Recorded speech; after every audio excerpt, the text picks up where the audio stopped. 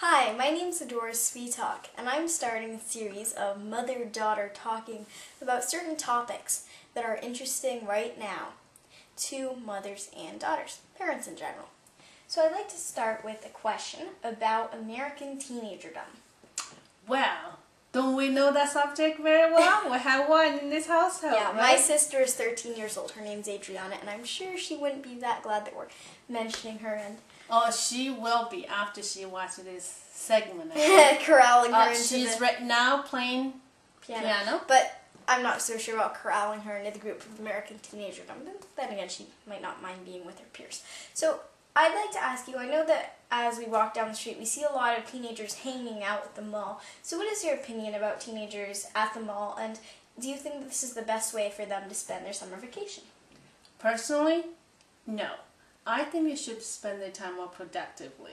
During the school year, they're very busy with the work, with being in school. However, during the summer, they have much more freedom to explore their interests, hobbies, and passion. I would rather see them to be creative, to produce something they'll be proud of, and they'll be able to share with other people. For instance, Adriana, she spends a lot of her time playing music and practice and learning new music, and I'm very glad to see that. And also I'd like her to continue her passion for drawing, painting, and she's very skillful and very talented in.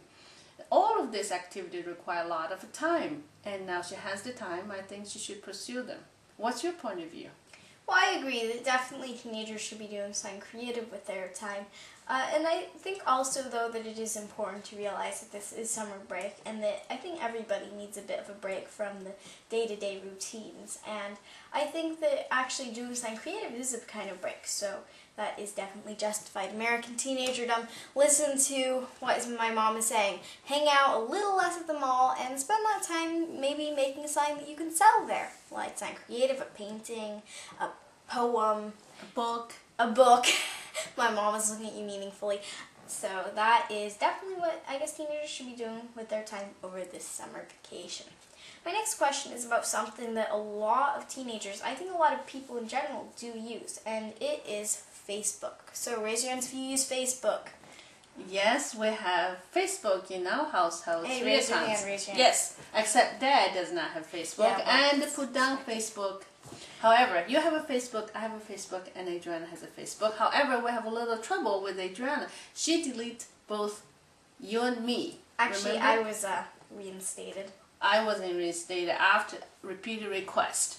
So, my question to you actually is, what's your point of view about parents adding their kids on their Facebook?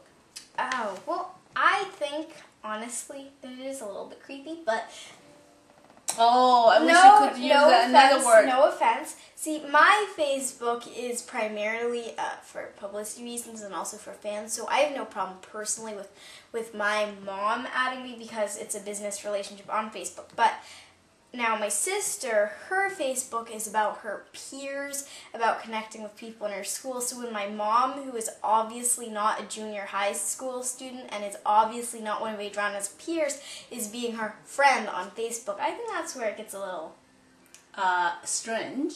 However, from my point of view, if she's going to go on Facebook to spend her precious time, I should have the right to know what she's doing there. And also I have the right to know who are her friends and who she communicates all the time. Because I do not object socializing on the Facebook. However, I want her to do it more productively. For instance, she was talking to her friend Oliver, who's a celloist, and she could have asked him so many questions about music and learn from each other. The point is she doesn't want to. It's a chat that is primarily about subjects that are of mutual interest and not subjects that are more to do with work. If you see her chat, it's very shallow, there's no substance, and I would rather spend time actually sharpen up and polish her writing skill, and that to me is a valuable tool. And you get socialization as well as improving your English. But nobody goes on social networking sites to improve their English. They should. Otherwise, don't go. I can just cut it off. Is that what she wants? Is that what you want? My mom is getting the devil look on her face as usual. So So I want to tell other parents, if you allow your kids to go on Facebook, request you to be on it. Thank you.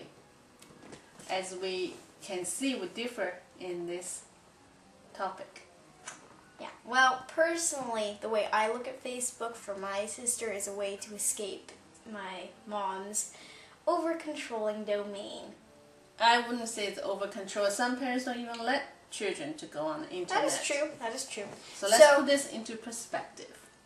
Yeah, and that is the point of this entire segment, actually, to put things into perspective for parents and children. Kids. Thank you for watching. For more, we're not over yet. Who's calling the shots here? All right, go ahead. Well, that, you see, is evidence of some of the things that happen between parents and children. Well, I have a final question. YouTube, 10 minutes limit. Oh, okay. Well, then bye.